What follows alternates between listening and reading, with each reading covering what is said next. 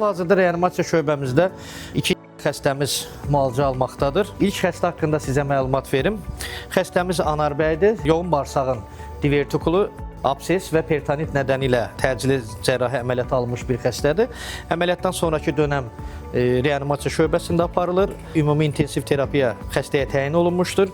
Hal-hazırda ümumi vəziyyəti stabildir. Yaxın günlərdə xəstəmiz palatasına veriləcəkdir. İkinci xəstəmiz İbrahim bəydir. O da xroniki böyrək yetərsizliyindən əziyyət çəkən bir xəstəmizdir. Xəstə arada bir dəfə də bizdə müalicə almışdır. Müalicə alma səbəbi ciddi mədə-bağırsaq qanaxması olmuşdur. Ondan sonra xəstə toparlanıb evinə yazılmışdır.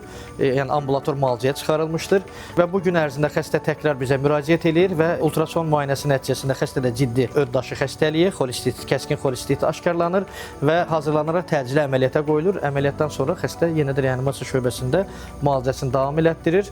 Yaxın günlərdə xəstəni stabilləşdirdikdən sonra inşallah evinə yazacağıq.